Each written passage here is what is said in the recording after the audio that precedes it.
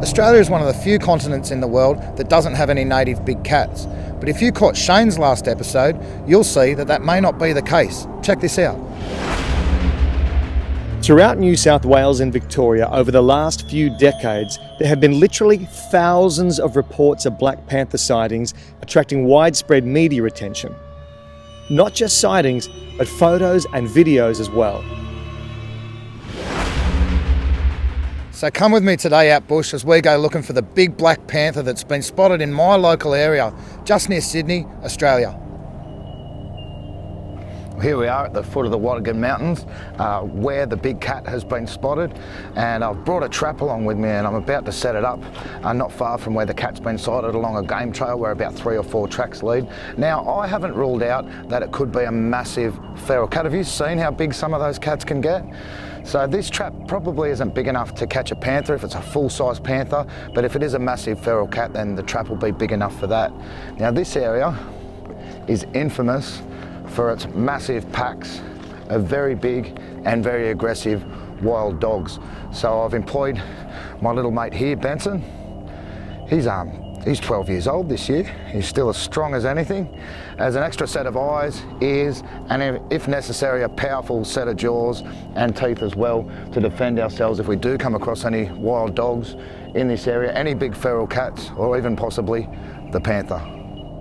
Benson had caught a rabbit the night before, so I decided to use it to see if we could attract any big cat that might be in the area. I was very aware that if there was a panther out there, that my cage trap would probably be too small. But if it was just a huge feral cat that the locals had been seeing, then there was a chance we might be able to catch it. Either way, it was worth a try.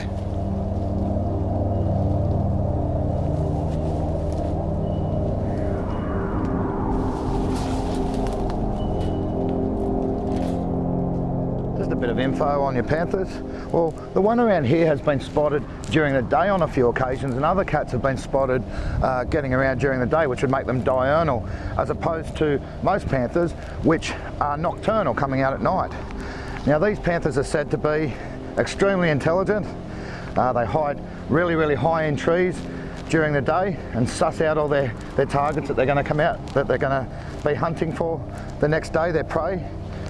And they're said to be extremely intelligent, and my favourite, especially when you're staying in a cave by yourself, is the fact that they're said to be extremely aggressive.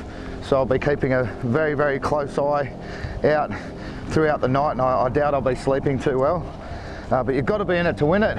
We've got the camera trap set. We've also, just having a look here for some tracks. You see anything, Benson? You don't want to walk over the top of these soft sandy areas, because you don't want to do what they call in tracking, fouling your track.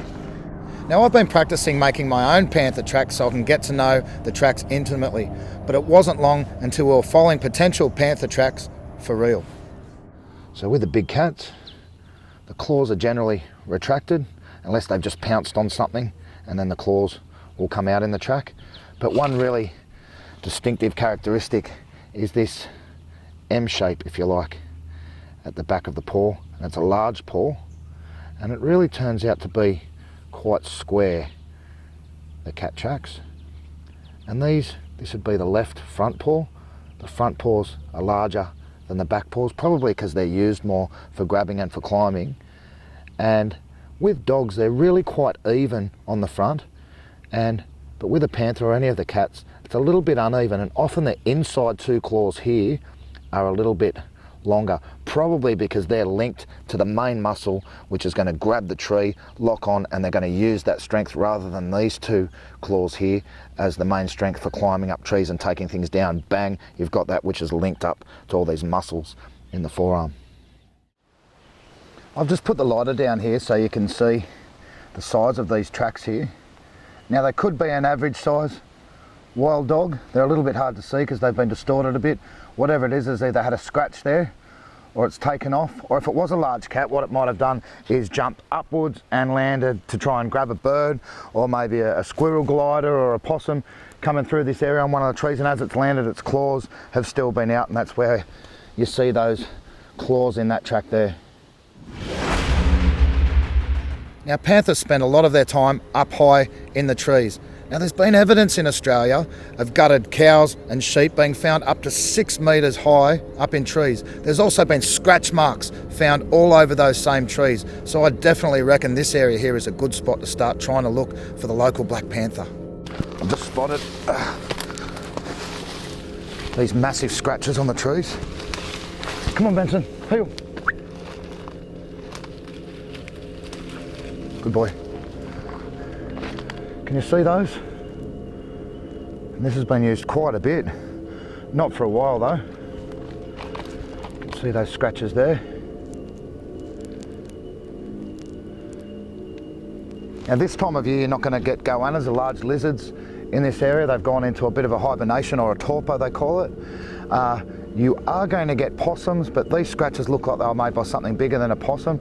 Possibly a koala, definitely not a goanna, and definitely not just your standard feral cat. These have been the two main fingers that have gripped here, and as it's coming this way it's grabbed there, and then there, and then there, and then worked its way up this big grey gum. Now they say it's important to get into the mind of the quarry, of the thing you're tracking. So I've been practicing a few panther calls. I'll let you hear one of them. And the idea of that is to try and attract any territorial males into the area. I'll tell you what, I'd want to be ready though. And I've also got a really good breeding call down for the panthers, but I might give that one a miss. I'm not too keen on the idea of a big male panther coming and trying to breed with me in the middle of the night. Although it might be entertaining for you guys, I'm not keen. Finally, we were losing light and there was a huge storm brewing. It was time to find a cave and set up camp for the night. A good opportunity to start a fire and check my gear. Now I try to pack pretty light when I come out on one of these overnight expeditions, and this is some of the things I take with me. Of course, a good solid knife with a decent blade, and this knife, one of the old school Rambo knives, has got a compass in the handle as well.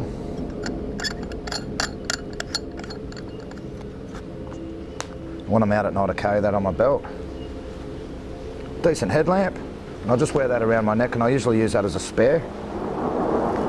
And I'll take this big one out with me, this big torch.